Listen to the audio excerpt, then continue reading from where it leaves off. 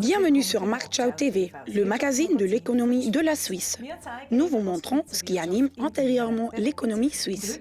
Dans l'émission d'aujourd'hui, nous allons parler du salon Swiss Fair, salon de l'automatisation et de l'électronique qui se déroule sur deux sites. Les 23 et 24 mai 2013 à Moutier et les 6 et 7 juin 2013 à Zurich. Lors du Swiss Fair, les exposants présentent des solutions avant-gardistes dans les domaines de l'automatisation, de l'ingénierie et de la technologie. L'automatisation industrielle et le développement des robots sont étroitement liés. Dans l'émission d'aujourd'hui, nous nous consacrons au thème du robot et vous montrerons les entreprises qui se dissimulent derrière cette technologie. En 1774, l'horloger suisse Pierre-Jacques Hédro présentait au Modé Bailly 3 androïdes. L'écrivain, le dessinateur et la musicienne. Le robot humanoïde est animé par un système de mouvement d'horlogerie. Cette année, près de 250 ans plus tard, le laboratoire AI de l'Université de Zurich, le laboratoire d'intelligence artificielle, présente un nouvel androïde suisse, Roboy. D'ailleurs, Roboy est également un invité du salon Swiss Fair de Moutier et de Zurich. Vous pouvez lui serrer personnellement la main. Quelle technique et quelle recherche se cache dans Roboy? C'est que nous vous présentons dans les reportages qui vont suivre. Début mars, Roboy a été présenté au public.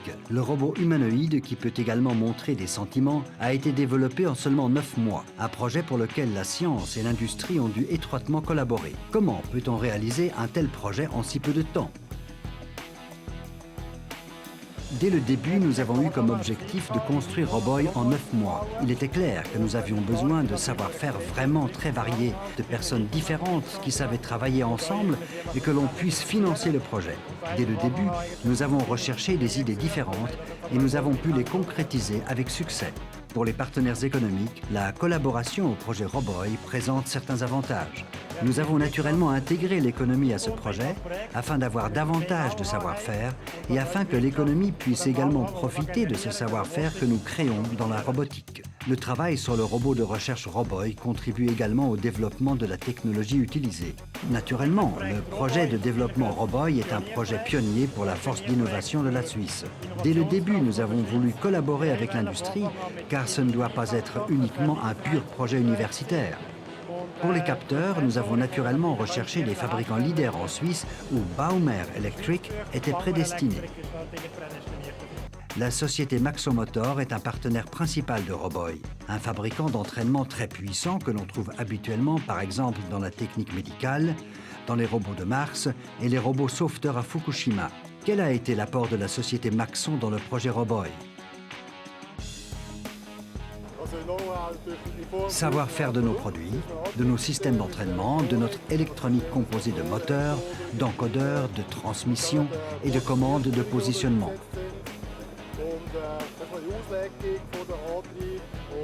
À cela s'ajoute l'adaptation aux entraînements et partiellement également des adaptations dans le logiciel et donc le microprogramme. Voilà les aides fournies de la part de la société Maxon à ce projet. Le travail sur le Roboy tendon commandé est très innovant pour Maxon. Le projet Roboy est bien sûr l'avenir d'un point de vue technologique dans le domaine entièrement interactif de l'homme et de la machine.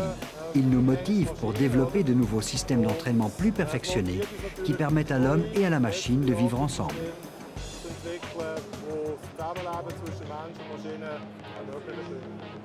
Le savoir-faire acquis par la construction de Roboy n'est pas uniquement disponible pour la branche high-tech suisse, mais aussi pour les chercheurs, les fans de robotique et les personnes intéressées par la technique.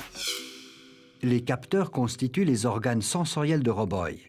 Les capteurs de Baumer Electric veillent à ce que Roboy puisse serrer la main et reproduire les mouvements exécutés par l'homme. Comment les capteurs fonctionnent-ils? Le capteur que je tiens dans la main est un capteur analogique inducteur. Celui-ci mesure sur une distance de 0 à 2 mm avec une résolution de 1 micromètre, c'est-à-dire 0,001 mm. Vous savez peut-être que le diamètre d'un cheveu humain est d'environ 17 micromètres. Ce capteur est donc 17 fois plus précis. Un autre capteur utilisé est un capteur de surface qui est intégré dans la paume de la main. Il sert à ce que le robot, au moment où il serre la main, remarque qu'il s'agit d'une main humaine.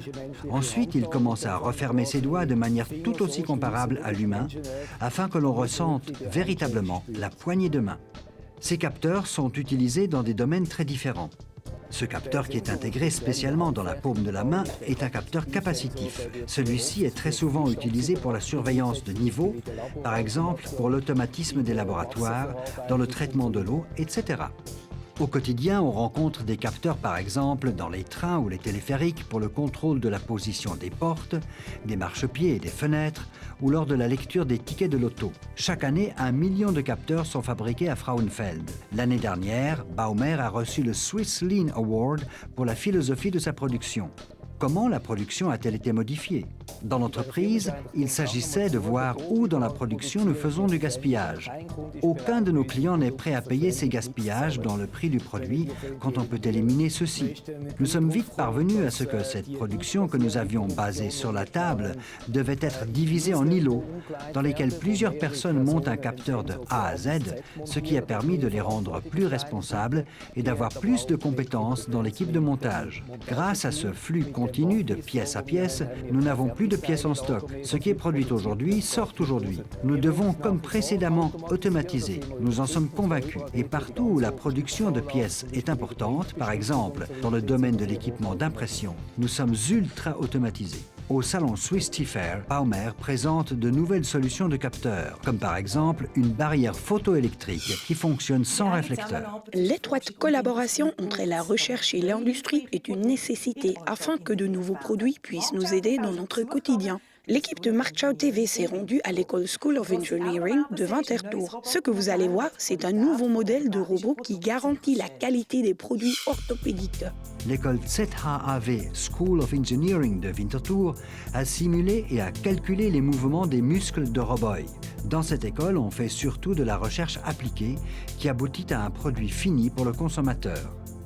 Le travail sur le projet de recherche Roboy offre des avantages supplémentaires pour le développement de nouveaux produits. C'est principalement dans le domaine de la réhabilitation, ou comme on le nomme aujourd'hui, les systèmes de traitement de soutien aux patients. C'est-à-dire que les humains, en particulier les personnes âgées, peuvent être aidés à domicile.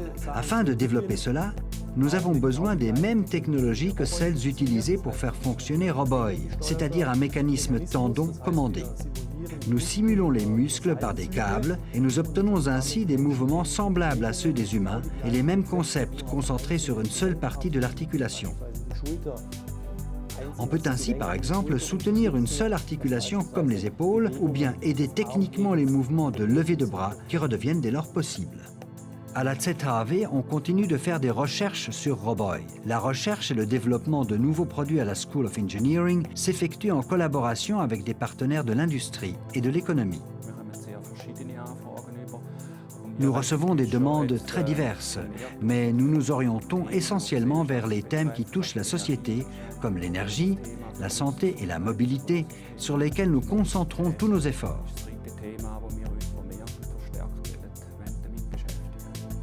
Industrie et recherche profitent mutuellement l'une de l'autre et nous offrons également aux étudiants des chances d'étroite collaboration avec les partenaires industriels. Nous souhaiterions créer des formations orientées vers la pratique. Vous êtes vous-même issu d'une formation pratique. Pour les étudiants, c'est très intéressant de voir les thèmes qui sont abordés. Ils peuvent immédiatement mettre en application leurs connaissances théoriques et voir ce que cela signifie, ce que l'on peut en apprendre et comment on peut les utiliser dans l'industrie. Après les études, les étudiants entrent très souvent dans les entreprises où ils ont rédigé leur mémoire de fin de cursus. Les robots industriels sont déjà utilisés depuis longtemps dans les processus automatisés. Un nouveau modèle, le KUKA Agilus, est utilisé dans l'industrie horlogère en raison de sa technique de précision. Et depuis peu également dans la société Zimmer de Winterthur. Ici, des implants articulaires et traumatiques sont fabriqués par le robot Agilus. Nous utilisons les robots pour le sablage des implants traumatiques. Nous dissimulons à l'aide du robot les trous qui ne peuvent pas être obstrués par le sablage et nous l'utilisons pour les processus de sablage. Les implants médicaux sont soumis à des contrôles stricts de sécurité. Ils doivent être sans défaut car ils sont implantés de manière durable dans le corps humain. Outre l'assurance qualité, les robots offrent d'autres avantages lors de la production d'implants traumatiques. La haute sécurité du processus est pour nous élémentaire. Grâce à un processus automatisé, nous pouvons garantir que le processus se déroule de la même manière, pièce par pièce. Nous pouvons ainsi également assurer que la qualité des produits est correcte. Un investissement qui en vaut la peine. L'homme et la machine doivent continuer à travailler main dans la main lors de produits si exigeants comme les implants. En raison de la croissance accrue dans le domaine traumatique, nous devons également élargir notre équipement de production. C'est-à-dire que nous avons besoin d'une plus grande capacité de production. Nous avions deux possibilités. Soit continuer comme auparavant, avec un processus manuel, soit passer directement au processus automatisé. Nous nous sommes décidés pour ce dernier et nous pouvons ainsi faire travailler nos salariés que nous avons pu libérer sur d'autres étapes du processus. D'autre part, il est vrai que la main de l'homme n'est jamais aussi précise qu'on le voudrait et cela provoque des inconvénients par rapport au processus automatisé. Notre but est de maintenir le site de production de Winterthur très moderne et d'utiliser de plus en plus de technologies ultramodernes. C'est notre seule façon de pouvoir rester compétitif vis-à-vis des pays qui ont des coûts salariaux plus bas. Vous aurez de plus amples informations sur les thèmes de l'automatisation et de l'utilisation diversifiée des robots au salon Swiss Tea Fair. Voilà, c'est terminé pour le Marktschau TV. Vous pourrez découvrir des sujets passionnants sur l'automatisation et l'électronique en visitant le salon Swiss Tea Fair de Moutier et de Zurich. J'espère vous avoir donné un aperçu de la force d'innovation de l'industrie et de la recherche suisse. Je vous remercie de votre fidélité. À la prochaine fois. À bientôt.